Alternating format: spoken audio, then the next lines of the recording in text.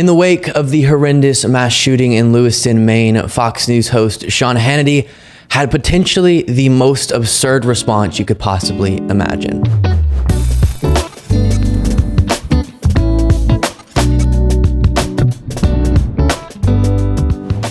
I want to play a clip for you of Fox News host Sean Hannity that is honestly so wild. Before getting to that, let me break down what he'll be responding to. I'm sure you've heard by now, but there was a devastating mass shooting in Lewiston, Maine, where, and I'm seeing conflicting headlines on this, but at least 16 people have been killed, and I've even seen up to 22 in some places. As of when I'm recording this, a lot is still unknown, but CNN reports the shooter was a certified or is a certified firearms instructor and a member of the U.S. Army Reserve. He'd recently made threats to carry out a shooting at a National Guard facility in Saco, Maine. Also reported mental health issues, including hearing voices, the officials said. Also, as of when I'm recording this, the shooter is at large. Hopefully that'll change by the time that this video comes out, but that's where things stand now. Another massacre in a long line of massacres that we unfortunately experience on a regular basis. And that gets us to this clip of Sean Hannity. He's interviewing Nikki Haley and has this to say in response to the mass shooting. What bothers me, and I could literally probably count the seconds before an incident like this becomes politicized. And that part of it I never like, because that's not going to bring back lives. And then I always ask the question, when something like this happens, what is your plan? What do you do?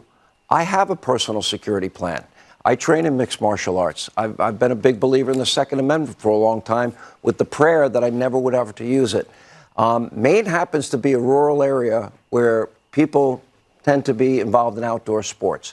So I would imagine a lot of people are going to have a lot of defense issues. How do you get yourself to say that?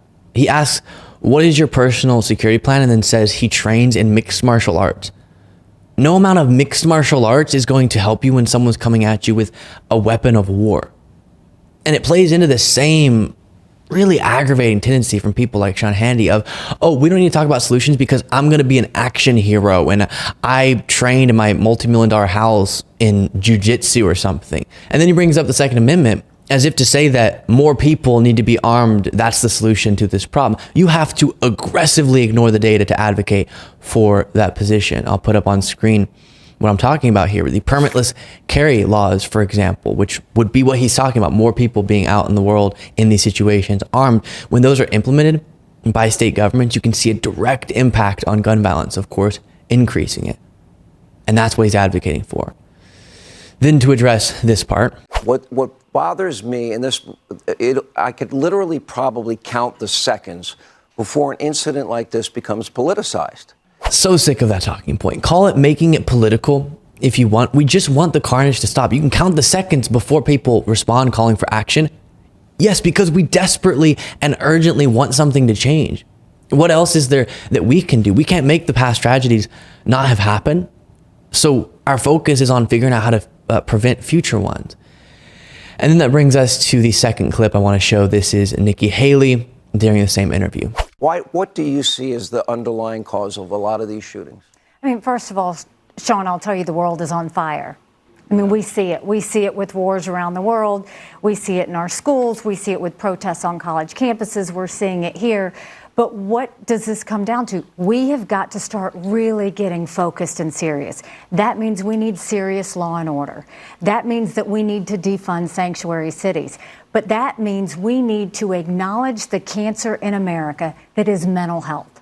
1 in 3 Americans suffers from mental health. If treated, they can live a perfectly normal life.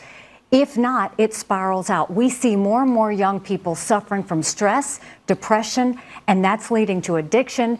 We don't have enough mental health therapists. We don't have enough mental health treatment centers, and we don't have enough addiction centers. And what I'll tell you is we're watching now 80% of our mass shootings are mental health related. Why they act like addressing mental health is mutually exclusive with addressing gun regulations, I will never know. Well, dishonesty, but it makes no sense. Yes, we have to do both. We have to invest in mental health and address the one variable where the US is an outlier compared to every other industrialized country, and that's guns. We have more of them, they're less regulated, And we just so happen to have more gun violence than all those other industrialized countries. It's not a coincidence. Before discussing that part further, though, let's discuss Republicans' record on mental health, because they bring it up and pretend like they actually want to discuss it seriously every time a mass shooting happens. So surely they must actually genuinely be trying to invest in all the entities that Nikki Haley listed there. You might be able to guess the facts tell a very different story. In 2022, for example, the Mental Health Matters Act that sought to expand mental health services in schools passed the House 220 votes to 205. All 205 no votes were Republican. Again, in 2022, the Restoring Hope for Mental Health and Wellbeing Act, opposed by a group of 20 MAGA Republicans.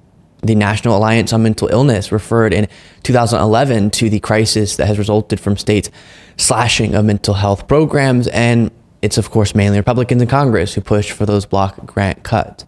Also back in the Obama years, $500 million was proposed by Barack Obama for investments in the mental health system, opposed by most Republicans. Not to mention, zoom in from the national level to kind of a state-by-state comparison. If you go to the Mental Health America website, you can see, as I'm putting up on screen, the top 10 states ranked for having a lower prevalence of mental illness and higher rates of access to care for adults. Those two variables. Of the top 10 states on those metrics, you have 8 blue and 2, I guess you would say, purple-ish.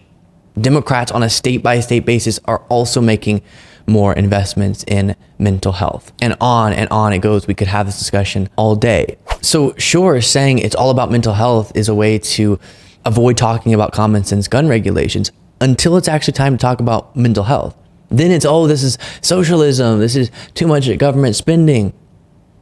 So my message, I guess, to Nikki Haley, Sean Hannity, and other Republicans is we're ready, willing, able to make these mental health investments. I agree that's needed. And also let's address the one area where we stick out like a sore thumb globally. Let's address the correlation between loose gun law states and high gun violence. Let's address the fact that the highest gun violence per capita states are Mississippi, Louisiana, Wyoming, Missouri, Alabama. What do they all have in common? Deep red, loose gun law states. Let's address the fact that the leading cause of death in the United States for children is firearms. Said it once on that particular point, and I'll continue to say it until it's no longer necessary. Republicans who talk about protecting the kids when fear-mongering about drag queens or something, you don't get to use that phrase until you change your stance on guns. Protecting the kids starts with addressing the leading cause of death for them.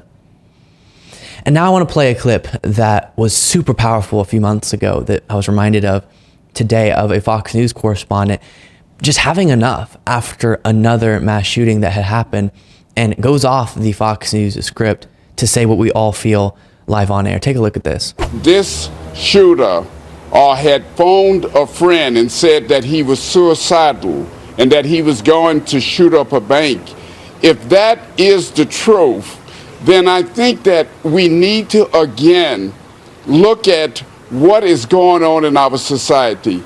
You know, the definition of insanity is doing the same thing over and over and expecting different results. Just 2 weeks ago, I stood in front of a camera where you had some kids, some babies, shot in Nashville, Tennessee, with a person who, by the way, had an AR-15. And from what we've been told here, Neil, this individual had that same kind of a weapon. And when you look at mental illness, if mental illness is involved here, and that weapon, that's a dangerous concoction. And we've got to do something in this society, Neil. I am sick and tired of standing in front of a camera. Neil, you and I have been on numerous occasions where people, young people, have lost their lives. 4 people left home this morning, and 4 people are not coming home tonight. That is something that we need to take into consideration. And when the governor says we shouldn't talk about certain things now, well, then I have to disagree with the government. We have to talk about guns. AR-15 are killing our babies and our citizens in this country, and we've got to do something about it. Not something you hear too often on Fox News. It's exactly right. Banning assault weapons, universal background checks, waiting periods, raising the age to buy guns, stronger red flag laws, and other common sense policies. We could implement them today if there was the political will for it. Another reminder to vote. Vote, vote, vote, vote, vote. Not to mention my belief that we should implement an identical process to that of driver's license for guns. The process of getting and retaining a driver's license, let's do that with guns as well. But that's way down the road, clearly, if we can't even do these step one basic common sense policies.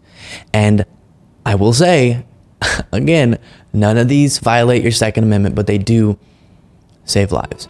Before you go, don't forget to become a member at lukebeasleyshow.com/membership to get access to a daily bonus show, an entire bonus show Monday through Friday exclusively for our members. Plus, follow me on Threads at Luke Beasley Official, Instagram at Luke Beasley Official, Twitter or X at Luke P. Beasley, and sign up for the Beasley Brief, a daily morning newsletter. It's free, summarizing the previous day's events by going to lukebeasleyshow.com/brief. And I'll see you all next time.